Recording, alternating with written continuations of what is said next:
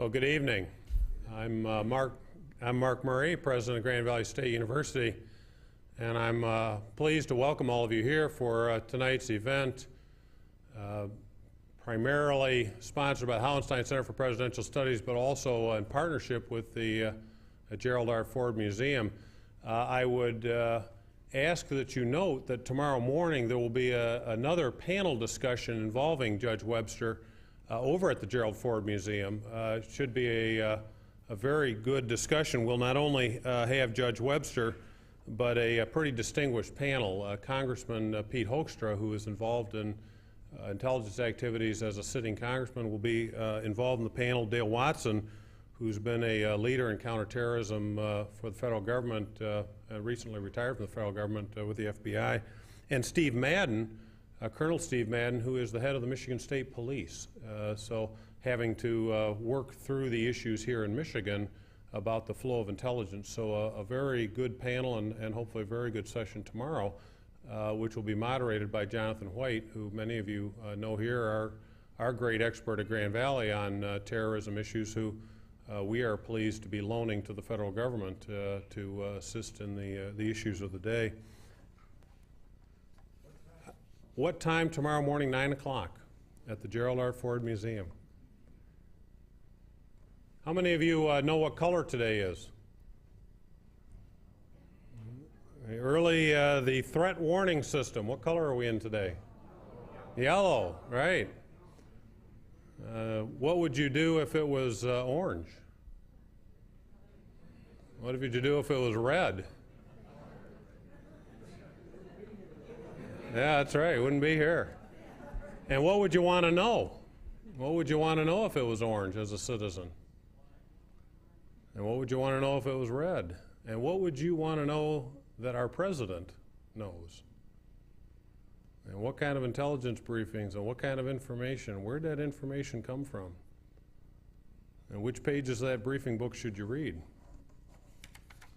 Very interesting set of questions about how a president can know what a president needs to know, and in turn those leaders of government who work as a team, and all the wide range of sources of information and the questions of credibility of that information. Some very interesting questions. And in a brief time, we're going to get a little bit of a picture of that. Obviously in 1 hour we can't cover the whole range. But we are so pleased tonight to have you, Judge Webster, with us. The Honorable William Webster has a very long and distinguished career. I would summarize it most as saying this man epitomizes life as a public servant. He has served this country in so many ways, most notably and most relevant for tonight as Director of the Federal Bureau of Investigation beginning in 1978. And then in 1987, he was sworn in as the Director of Central Intelligence. And he knows what it means to brief the President about intelligence issues. He has served this country with great distinction. He was presented the Distinguished Intelligence Medal, was awarded the Presidential Medal of Freedom, the National Security Medal. And since 1991, he has been serving with the law firm Milbank, Tweed, Hadley, and McCoy, but continuing to serve in the issues of intelligence from the private sector. He's also a friend of universities. He's given a number of years of service in boards of trustees at Washington University, University of Colorado Law School Board of Visitors, and the National Advisory Board of the American University. I would ask that you join me in welcoming Judge William Webster.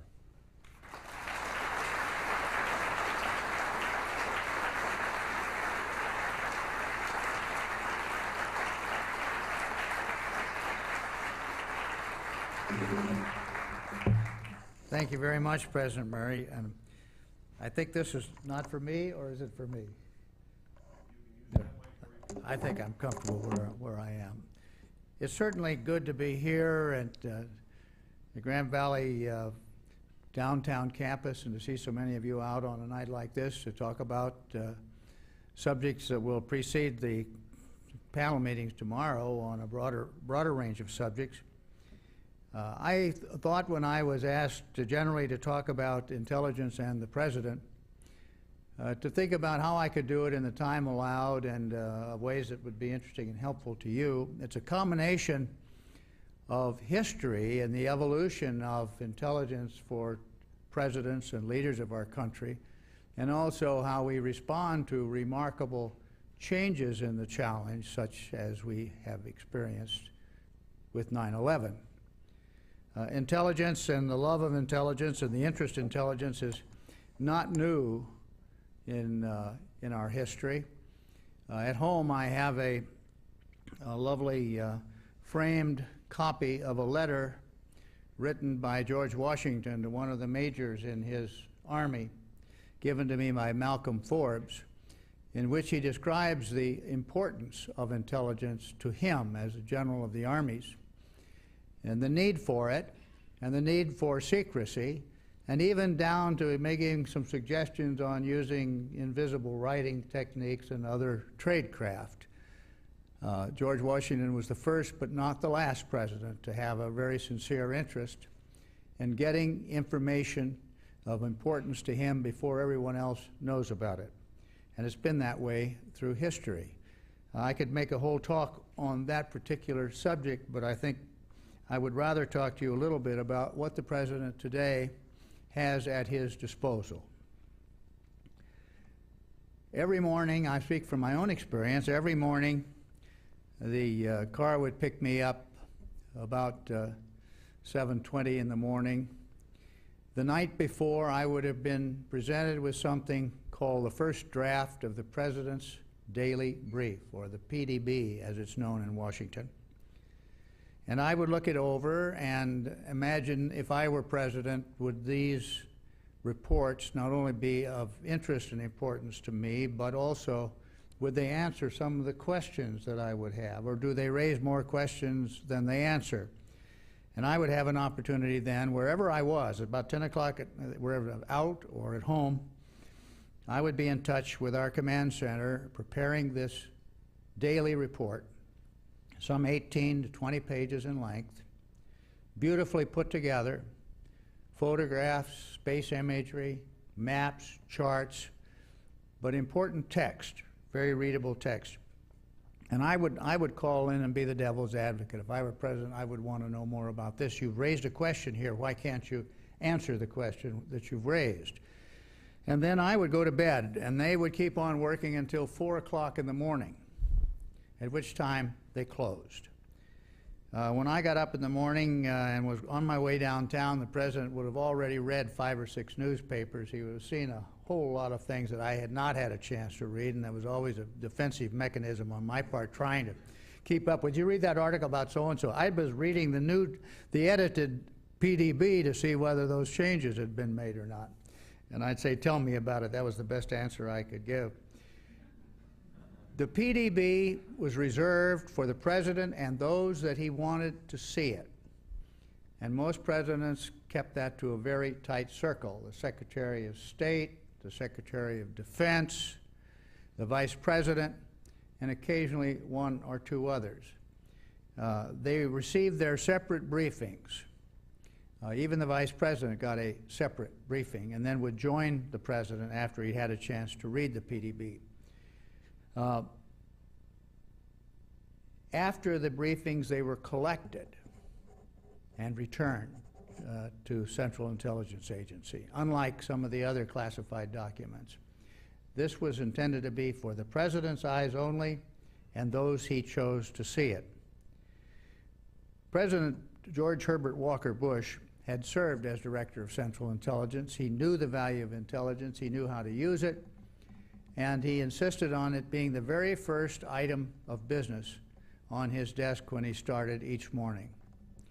We had a briefer there, I would be there, the National Security Advisor and his assistant, Dr. Gates, who is now President of Texas A&M, and then the Vice President would join us, and occasionally the Chief of Staff.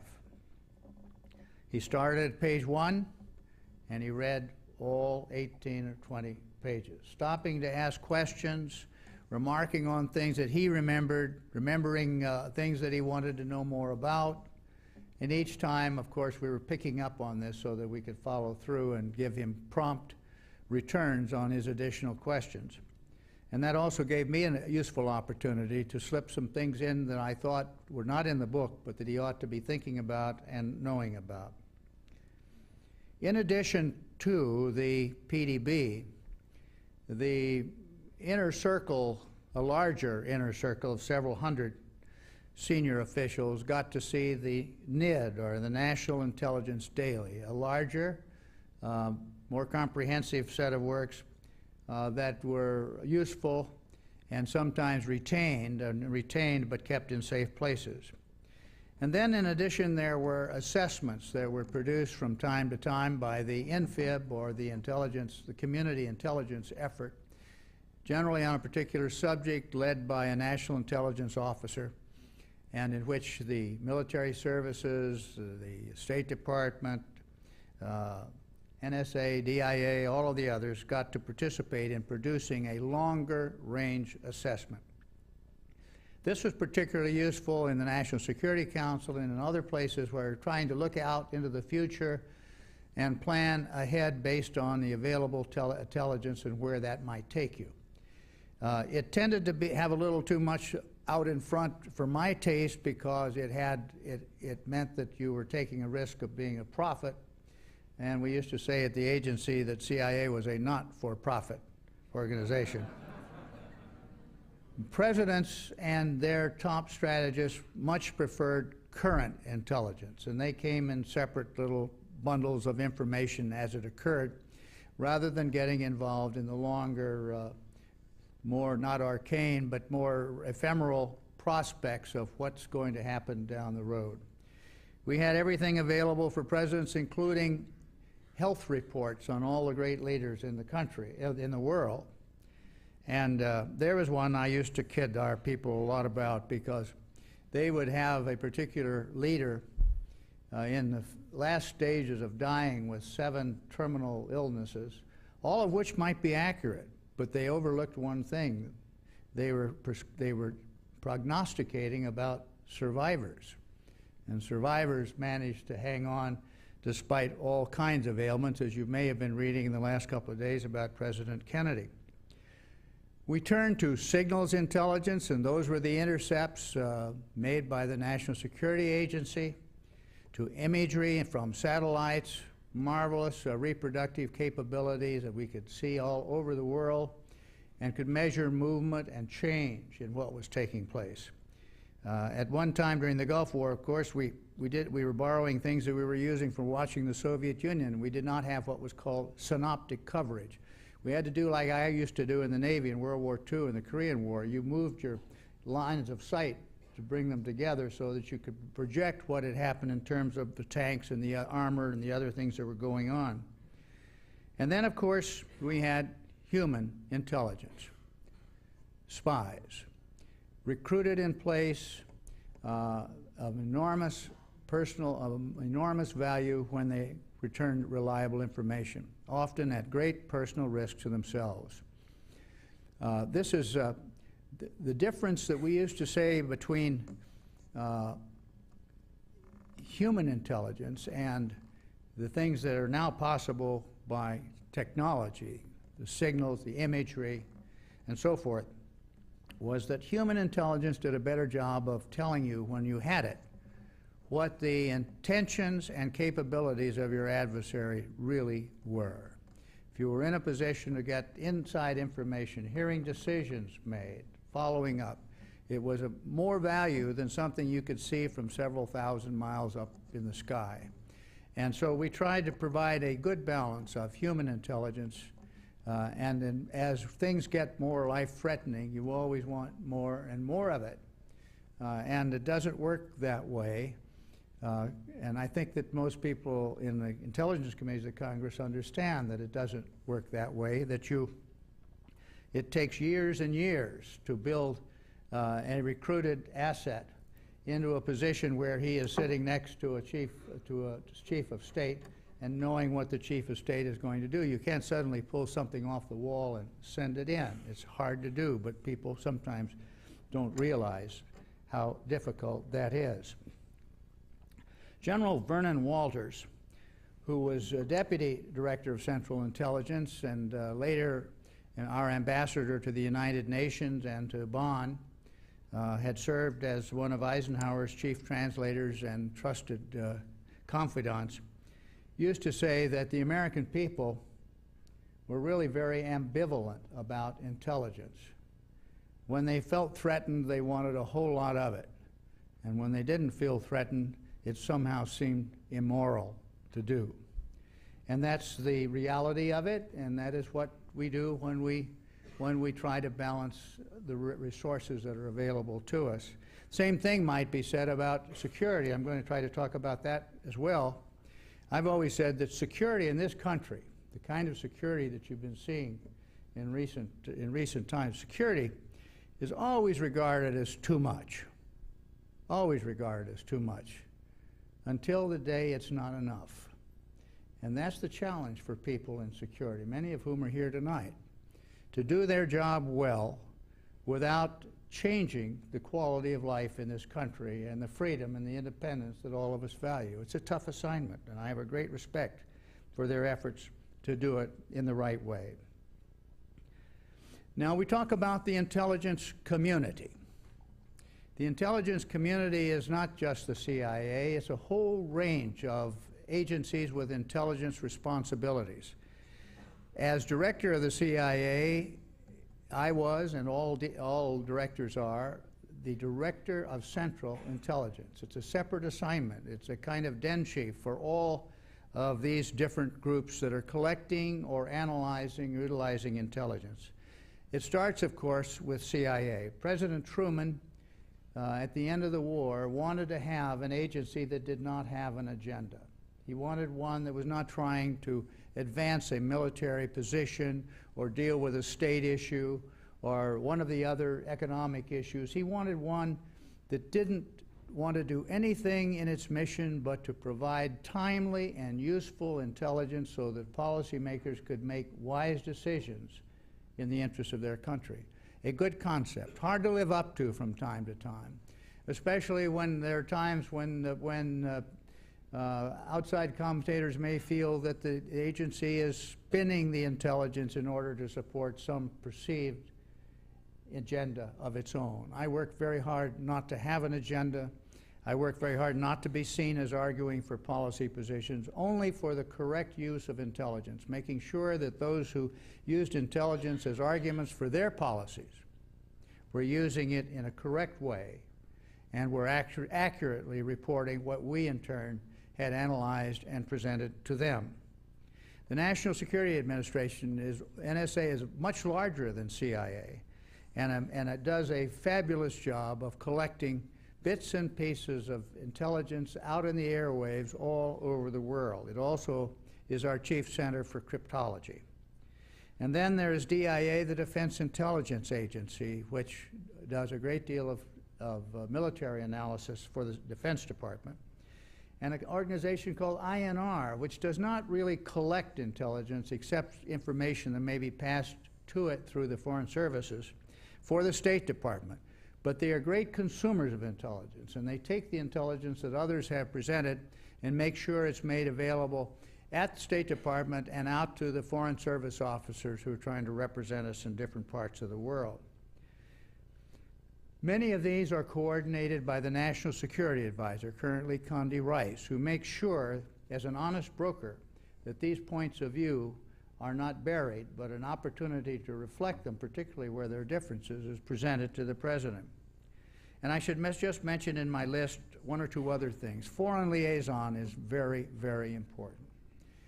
Through the years, particularly during the Cold War, our relationships, particularly with the British, I could go through a list of good guys whose skill at collection and analysis made it possible for us to know a good deal more than we did. They were doing intelligence long before we had it in World War II as an agency.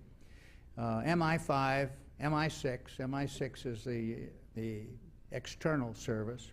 MI5 is their secret service or counterterrorist service. And for many of the years I was doing this, they didn't exist in a legal sense. No reference was ever acknowledged. It was a luxury. No one had to answer questions in the Parliament. Her Majesty does not respond to questions of intelligence was the nice response that was not available to our presidents or to others.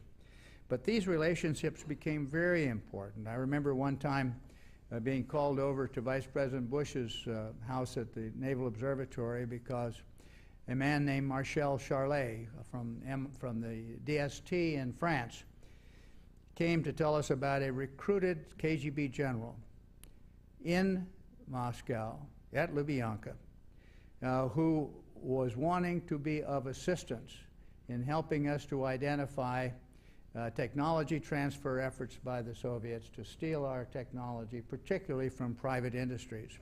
Bill Casey was then the DCI, and he came over, and together we worked out a system of helping to protect our own industries from having their most precious secrets stolen, and also to continue to get information about what their targets were, because when we knew what their targets were, we had a good idea of what they didn't have, and that told us something about our relative placement in the scheme of things. Sadly, we could not slow this fellow down. He was being operated by the French, and they were unable to slow him down. He just sent stuff out by the barrel full, but inevitably he was caught and executed. I use that only as an illustration of hundreds of similar examples where that type of foreign relationship was enormously valuable to us. And the ability to recruit a priceless gift and skill developed over years to make people want to work with us, as well as defectors who, for their own reasons, want to sell out and come to work for us. We've had the same experience on the other side. You know the story of Robert Hansen and many others, too many, not many, but too many, who chose to do that. And in those cases, in almost every case, although we used every other technique known to catch up with people who, in a counterintelligence way, who were or might be about to betray their country, it's usually the spy we recruited ourselves that puts us on to the spy against us in our own camp. And I used to say it takes a spy to catch a spy, and I said we can't get away with that. We've got to have better counterintelligence and so on. And we did, and we do. But it's often the case that our ability to recruit assets in the enemy camp helps us to find the traitors in our own. I should mention, too, while I'm going through this kind of quick Intelligence 1A kind of presentation, that one of the assignments that comes to CIA is something called Covert Action, sometimes active measures. And these are assignments that account for about 5% of the resources and 95% of the problems, because it's a very sensitive subject and one on which congressional leaders often do not agree. But it happens when military options will not work, when diplomatic options have not worked, and they want us to try something in a covert way that will provide plausible deniability to the president and achieve a legitimate foreign policy objective. I emphasize that because sometimes in our past when we've stumbled, it's because we began to use these techniques to advance something that was not consistent with our overt foreign policy. It starts in the National Security Council, and they task the CIA to come up with a covert action that will work. The good minds are put to work on it, and then there's a covert action review group that looks at the problem, decides whether it can be done logistically. We have the funds to do it. Does it meet the requirements of American law? We can't worry about foreign law, but American law must always be respected. And then when I took over and began seeing this process, I said, I want two more things. I want you to tell me, before I take this back to the White House, that you have looked at it and it is consistent with our foreign policy as we know it, our overt foreign policy. No more arms for hostages when that's contrary to our foreign policy. We must answer that question. And they said, fine, we can answer that question. Then I asked them one that they sort of blinked at, and I said, I want to know, because these things become public sooner or later. I want to know, when it does become public, will what we did make sense to the American people? And if it won't, we're going to look at this very, very closely. I was hoping by this to avoid itching powder in Castro's beard from a whole range of schematics to things that would make sense to the American people and would advance our foreign policy. Covert action was used in a paramilitary way when we decided to meet the Soviets in the same way they were advancing imperialism, imperial communism across the world. We would support their opponents. If the opponents were under siege and in power, we would support them. If the opponents were insurgents trying to democratize their countries, we would support them. And we did this in Afghanistan, Cambodia, Angola, and Nicaragua. The Afghanistan program I regard as one of the two things that most likely hastened the end of the Cold War, because it drove the Soviets out of Afghanistan in a very shamed kind of way. Anger, it undercut their leadership in the Warsaw Pact conventions. It had an enormous effect inside Russia. But we worked it by using Afghans, supporting them logistically, supplying them with very carefully monitored weapons. We brought 10,000 mules across Pakistan to support the war effort from China. And we even tried using drones. The Afghans were some of the best shooters I ever met, but asking them to take 3 handoffs on a drone, because we couldn't go beyond Peshawar, to take it out and then be able to fire it into a Soviet transport on the ground, just didn't work. Now today, as you've probably been reading, zero in targeting has taken place under CIA management. Often the predators' weapons being fired from the parking lot in Langley. It boggles my mind to see how that can work. But it is working, and intelligence now is becoming up in the very front of the arsenals of military usage when we find ourselves in military situations of that kind. I'm very proud of what they've been able to do. I only wish we'd been able to do the same thing earlier. Let me shift to terrorism, because intelligence about terrorism is one of the issues that confront us in today's world. Terrorism itself as a threat has changed since the time I started out in 1978 at the FBI. By 1980, it was apparent that we needed to do more, and I made it one of the 4 top priorities of the FBI, along with foreign counterintelligence, white-collar crime, and organized crime. We were experiencing about 100 terrorist incidents a year in this country, not of the kind of 9/11, but they were life-threatening. People were killed, people were assassinated, property was damaged. They were smaller groups, often with ethnic backgrounds from other disputes from other countries, Armenians against Turks to avenge the 1915 genocide incident, things of that kind, but not truly international terrorists, not really supported from abroad. We were able to get inside those organizations, and within the time I was at the FBI until I left in 1987, from 100 a year we went down to 5 or 6 a year, and the last year, none. Intelligence helped us to get there before the bomb went off. At the same time, terrorism against the United States was raging in many parts of the world. They were easier targets than over here, particularly in the Middle East. We found that they were less likely to come here because they seemed to lose their resolve the further they came from home, and we became a little complacent about the fact that Fortress America was not all that vulnerable to attack. And all of that changed on September 11, 2001. The CIA has long had a counter-terrorist center focused primarily in the Middle East, going after organizations such as Abu Dhabi, the Hezbollah, and Hamas. You recall Achille Laura and the efforts of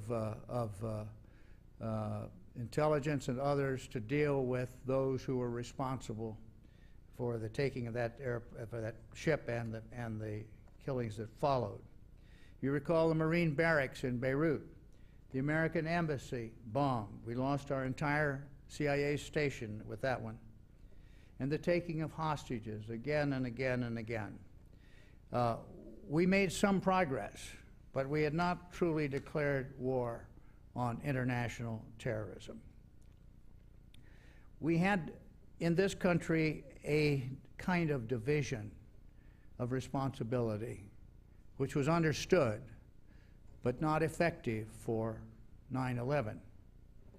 CIA and the FBI had their territorial responsibilities. And much of this was a result of a series of hearings and critical evidence presented against these two organizations that were known as the Church and Pike Committee reports that came out shortly before I came to Washington. In fact, Vice President Mondale handed me a copy of the Church Committee report when I called on him in the White House and told me to read it. But as a result of those reports and the actions that followed, it was made clear that CIA was not to be operational in the United States. It was an intelligence organization. The FBI, which was primarily a law enforcement organization, but also had the major responsibility for counterintelligence in the United States, was to stay clear of international activities except a very few limited liaisons around the world. I think there were 14 offices when I was there. It's tripled now, and for good reason. When the when 9/11 occurred, and we reviewed our situation, and the President asked for legislation to correct this situation in the hope that it would never happen again, one of the products was called the Patriot Act. It addressed a whole range of issues, but one of the things it mandated was there must be more sharing between domestic intelligence and foreign intelligence, between the CIA and the FBI. And they made very specific adjustments in some of those statutes that formed the basis for getting intelligence and sharing intelligence. Many worried at first that maybe this was the wrong way to go, that it was going to be a return to intensive domestic scrutiny such as created the Church and Pike Committee reports in studies in the first place. But it did make it clear that we had to be able to share important information. You may have read in the paper this morning that the Appellate Review Court for the Foreign Intelligence Surveillance Act Court overruled the ruling of the lower court, which had put unnecessary impediments in what was necessary in order to get a warrant to conduct foreign surveillance in the United States. That's been a great act for the country. I always thought, well, I thought when I came to Washington we didn't need it because the President had inherent authority to authorize a national security search or national security surveillance without a warrant. But there had been an opinion in 1972 that said that as to domestic security cases, as distinguished from international or foreign espionage, it did require a warrant, and therefore this Foreign Intelligence Surveillance Act Court, known as the FISA Court, was created.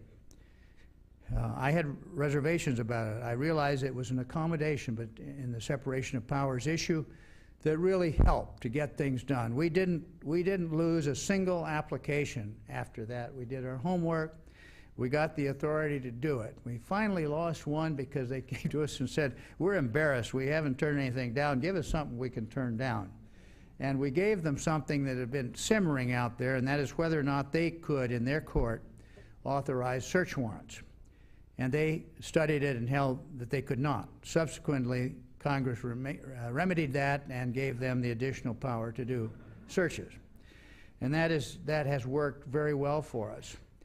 What the opinion reported this morning says is that the Department of Justice and the FISA court had read too many restrictions into the statute and to the procedures that were set up by Congress, and said that where it was, and the Patriot Act had changed the requirement to the only purpose being for intelligence to a substantial purpose being for intelligence, so that now it is possible to share information with a law enforcement agency with counter-terrorist responsibility from information that was gathered during a legitimate foreign intelligence surveillance, where intelligence was the substantial reason for it in the first place. I know that sounds technical, but what it means is a positive response to the order to learn to share appropriately information in the interests of our national security. There's a downside to some of the sharing issues, and we've been trying to deal with them.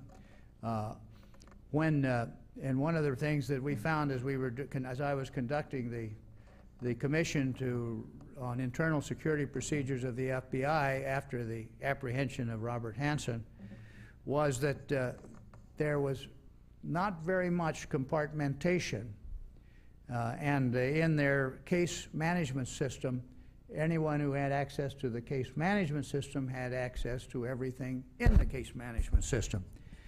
When 9/11 occurred, the Justice Department insisted that the FBI begin to open the doors to get that information out so it could be useful. And in the process, a mistake was made, in my judgment. In fact, a mistake was made. They took all of the crown jewels, the most precious informant asset information contained in those affidavits for the FISA court, and put them into the general mill available to everyone, putting at risk those who were taking risks to supply us with substantial information, and alerting those who had any means of getting on the automatic case system with what we knew, what we were up to in those areas.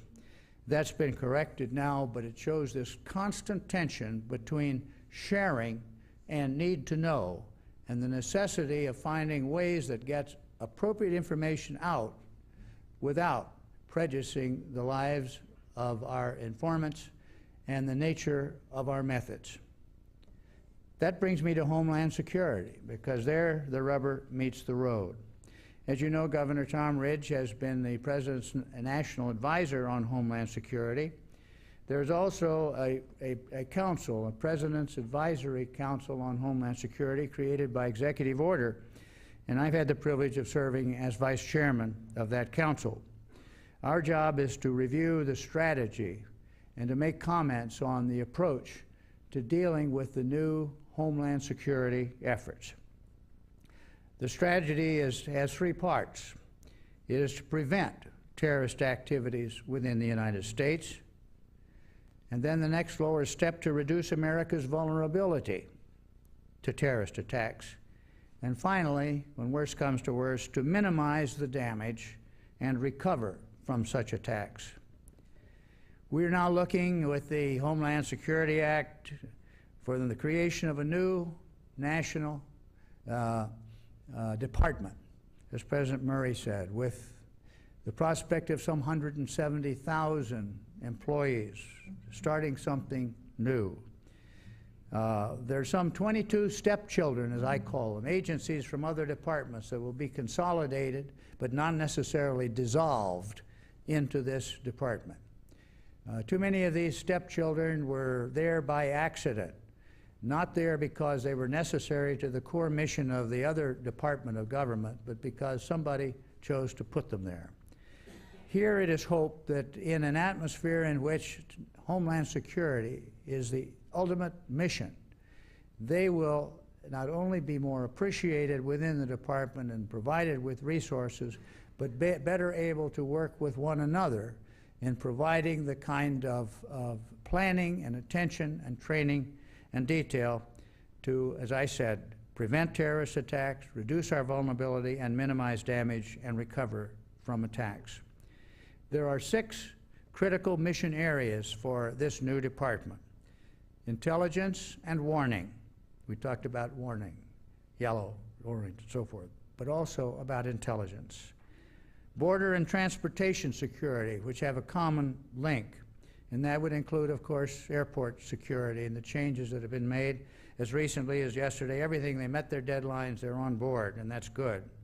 Domestic counterterrorism, protecting critical infrastructure, perhaps one of the most important responsibilities. The bad things that can happen in this country if a knowing person with the ability to act exercises sabotage upon any of our major facilities, even through the use of the internet and the computer, horrible consequences can flow to us, and they must be protected. And then there's defending against catastrophic terrorism. That's another way of saying weapons of mass destruction, biological, chemical, radiological weaponry. And finally, and perhaps most important of all, emergency preparedness and response. This is the part of the mission in which good people protecting you out here in Grand Rapids can clue in and receive the training, the equipment, the understanding, and the intelligence to deal with any kind of threat that might come here, as it very well might in the future. Now, where do the FBI and the CIA fit in? They weren't part of this, and they shouldn't have been part of it. The CIA reports to the President, as it should. The FBI reports to the Department of Justice, as it should, because it fundamentally must act with due regard to the rights and liberties of all our citizens. But they collect intelligence, and they have been learning how to share it between themselves. The next step is making it available to the Homeland Security Department in ways that it can be passed along to police officers and firemen and state troopers and others responsible for your safety. And the best way to do that, in my view, is in the form of finished intelligence. Not raw intelligence, which could be either abused, misused, or misunderstood, but finished intelligence, as you would want to do when you pick up one of your more informed magazines to learn something about what's going on, only with specifics to your area and your part of the world and other areas that enhance their ability to protect you. If they need raw material, they can ask for it. But it will not be another generator of intelligence other than the kind of useful information that comes backwards from those out in the field, from police departments and state troopers and so forth, to the headquarters, and can be put into the analytical work that's available to be done there. It's very challenging, but I believe it can be done, and I believe that sources and methods can be protected, and I believe that state and local governments can have their important role. Now, I want to close by talking a little bit about security. I want very much to see this country preserve its essential values at the same time it tightens up on going after terrorists. Edmund Burke, a couple hundred years ago, great Irish statesman, stood up in Bristol, England, and talked about his concept of liberty. Liberty with order, the kind that not only could exist with order and liberty, but could not exist without it. We call that order liberty in our country, and it's been a cornerstone of how we've looked at things. There has to be balance, not a pendulum one to the left or a pendulum to the right, but a balance of protecting liberties and at the same time realizing that security can be the best defender of civil liberties. And I hope that that will be our test as we go into this very challenging period. Some people talk about adopting and creating a new MI5 for this country. I'll tell you why I don't think it will work, and I'll say it very briefly. In England, there are 800 miles from shore to shore. Think of the geographic difference. Think of the number of additional people that would be required to do this one department if we were to create a separate department dealing with Homeland Security, counter-terrorist effort. I would prefer to do what we have done historically, enhance the counter-terrorist capabilities of FBI special agents wherever they are in the field. And they need to be in the field, and they need to be ready to respond whenever there is a threat. That, to me, is the answer. In airport security, we need to have some sense, and we're showing it. We focused on now the screening areas, tightened up on those. We've hardened the cockpits, and we've now taken the position that passengers have a role in putting down terrorist incidents before airplanes become missiles to destroy so many others. These things all make sense to me. And if I could close with this one thought, especially in times like these, citizens like you and me must play their role. Lady Thatcher reminded us in a recent lecture in New York, we have to strengthen the institutions, the families, the courts, democratically elected governments which provide authority. That means recognizing that people's role in the democracy does not end when they cast their votes. They have to live up to and apply in daily life the standards and values which are the foundations of democracy. Several decades ago, I was given a card at the Aspen Institute in Colorado, this card. It's been on my desk ever since. I'd like to read it to you. It's a quotation from Edward Gibbon's Decline and Fall of the Roman Empire, and speaking about Athens, the world's first democracy. And this is what it says. In the end, more than they wanted freedom, they wanted security. They wanted a comfortable life, and they lost it all. Security, comfort, and freedom. When Athenians finally wanted not to give to society, but for society to give to them, when the freedom they wished for most was freedom from responsibility, then Athens ceased to be free. The challenge, I think, and I have seen it in the law, is to be moved toward responsibility and not away from it. The rule of law is our legacy in this country, and we must protect it and enhance it, and we must volunteer for those acts of security and protection that further will enhance and preserve those rights. I leave that with you as I think the challenge for all of us as citizens, to take responsibility when it comes and to be a part of this process, and then America will never cease to be free. Thank you.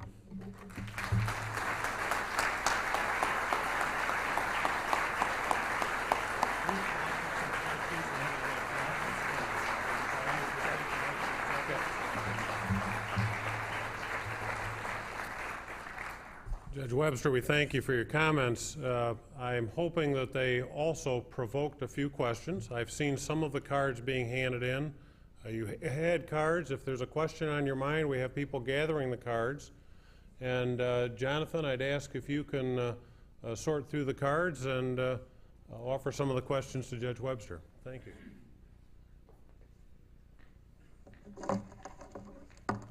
I'm going to take this one, right. Your Honor, and step to the side. While we're collecting the questions, I have a question just to get things started. You mentioned Hezbollah and the operations in southern Lebanon. We've watched them go through a metamorphosis since 1982. Certainly we were targeted by them with the Marine barracks bombing, the kidnapping, the killing of the 6 CIA chiefs in Beirut, embassy bombing. Recently, it seems like we've cut off their finances here in the post-9/11 crackdown on terrorist funding. Does that make us more of a target here in the United States? I suppose that it does, but I think that it's worth the risk. I think it's that important that we deny, insofar as possible, terrorist organizations the means to plan and fund and carry out terrorist activities. Thank you, sir. Is this coming through out there, or do I? Okay, I will just speak up then. One of the questions we have is how does the president hear the voice of common people, especially when those people might disagree with the decisions he makes about national security? Well, that's a very good question, and I'd like to think that this president is enormously conscious of the need to be with what he calls real people. And you see many, many opportunities. He's a very good listener. But he also believes that a president must lead. And this is not just a popularity poll. based on the knowledge that he will reach different conclusions as to what this country needs to do, and he will pursue that aggressively.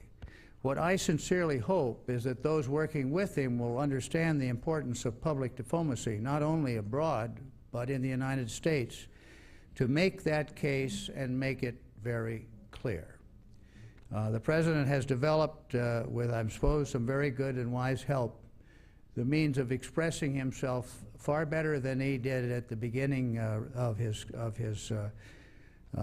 term in office or before as a campaigner. And I've been collecting the things that he says that are important to me, starting with the proposition at the National Cathedral that he prayed for patience and resolve in all that lies ahead. Patience is an important virtue in a president. When patience is run out, there's time to act, but I think patience is important. He's also not afraid to call a spade, and when he said that Saddam Hussein's pattern, just last week, of cheat and retreat will no longer be tolerated. In just a few words, he summed up what will be our policy. He will be given the opportunity to conform to the United Nations, but his cheat and retreat will no longer be tolerated. I don't know, this president is not as much into focus groups as President Clinton was. Everyone has their own way of looking at things. But I believe he is getting good intelligence. Each morning, I should have mentioned, the director of the FBI and the director of Central Intelligence meet with the president to discuss the latest developments in terrorism. So he is saying, we're going to work together and it's all going to work better, and it seems to be doing that. So he's got his eyes and his ears out there, but I'm sure that anyone who has a different view ought to be expressing it in letters or emails, because they will be read by someone and will be passed along to him. I have a question regarding the recent attack in Yemen. Are you troubled, the questioner asked, by the recent killing of an al-Qaeda leader in Yemen because it might lead to extrajudicial killings? Strike and retaliate are the name of the game in various types of conflict, particularly these we have to experience these days, where we are not dealing with an organized group in uniform serving a particular state. To deny yourself the right to make a point because you fear someone might be the victim of retaliation is perhaps to deny yourself victory. I think we have to do all that we can to protect people in peril who are at risk in foreign countries and easily the subject of a retaliation attack. And I have seen many instances in which embassies have been closed, people have been moved in an effort to get past that period of time.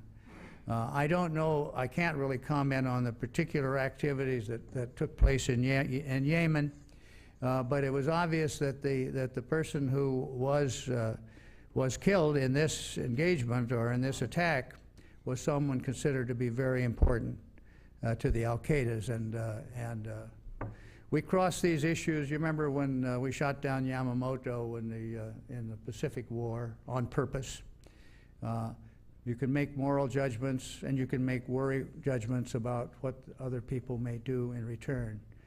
The important thing to deal with is to build up our coalition forces, both NATO and in the Middle East, to be sure that everyone is helping us to minimize the opportunities for retaliation for what we know we need to do.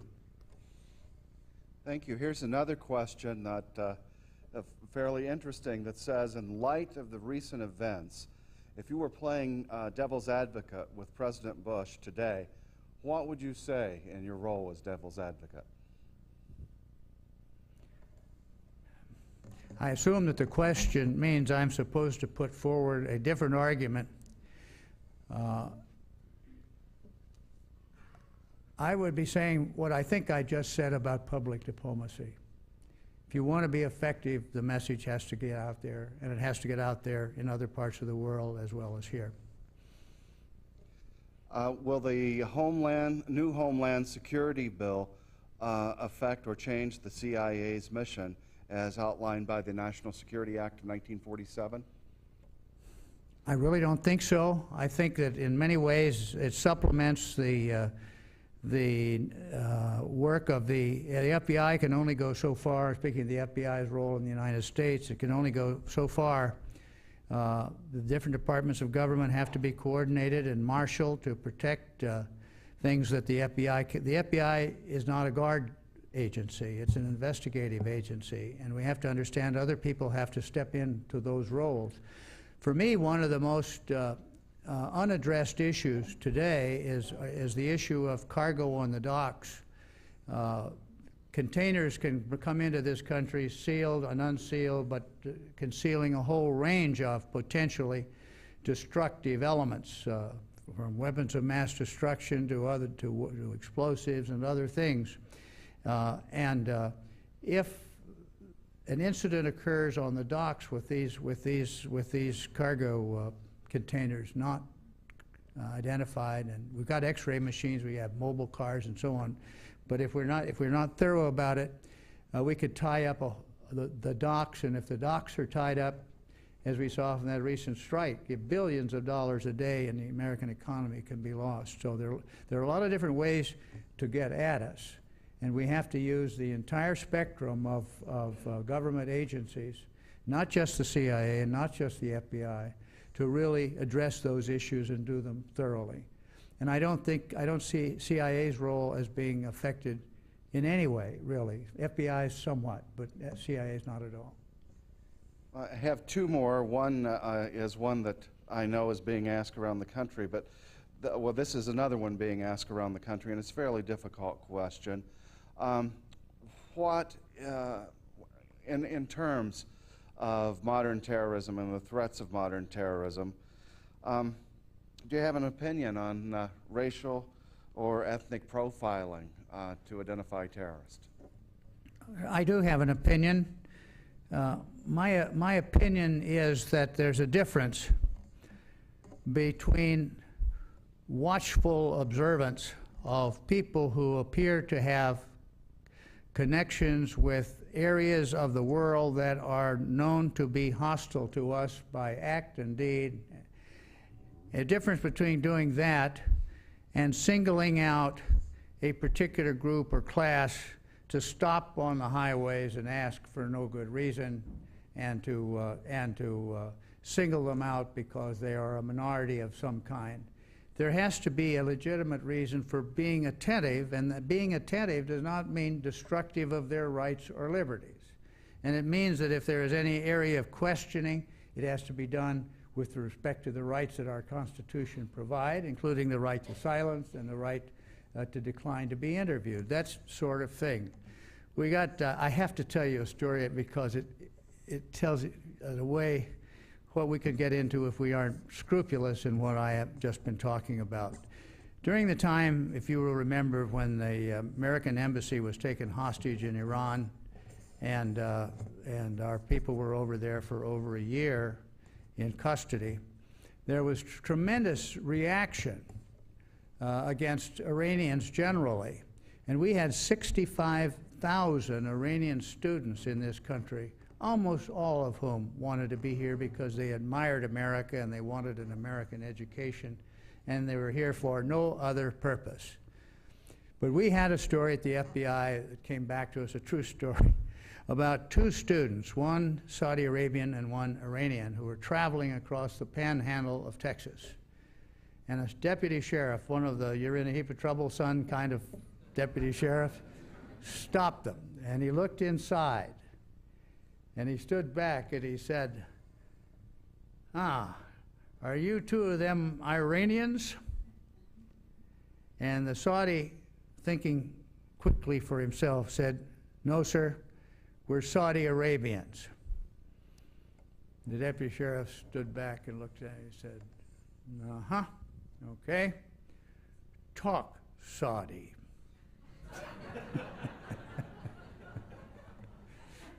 We have to do a better job than that.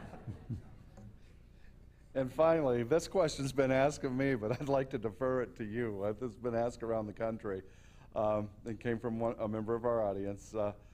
Are there any considerations in modernizing the FBI's technical capabilities and computer systems? You bet. And I had that in my notes and don't know why I failed to bring it out to you. One of the biggest obstacles to sharing of information is the antique system that's in the FBI at the present time. The automated case system technology is 12 years old. They tried to spend a few $1 million that was given to them. It's a question of not getting the resources, although they've certainly asked for them, to call the trilogy, 3 patches. They don't work. Most of you and I suspect most people in this room are pretty computer literate, and you know how to do searches and to use search engines to try to find things out. Imagine, if you can, all of that data in there and able to ask it only one question at a time, like Alaska. You get a dump or you get nothing. It's very, very hard for this system, which was built around individual criminal cases and foreign intelligence cases, to respond to the mining search to look for a certain kind of thing that might identify, such as information about a sniper. These things that we all wonder, what's taking so long? They do not have the capability that they should do. CIA has always had the money for this, knows how to do it, knows how to distribute it accurately to the people who should receive it, and the FBI deserves no less. And I hope that in the coming months that those resources will be applied. It's not something you can do overnight, but it's something that absolutely must be done. Thank you. Judge.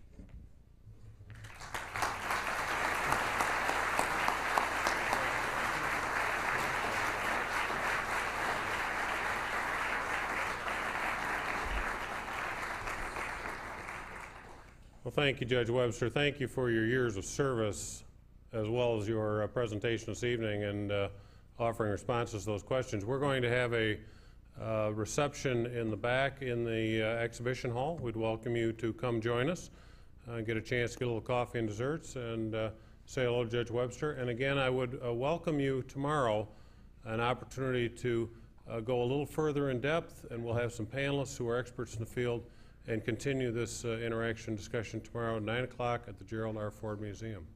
Thank you.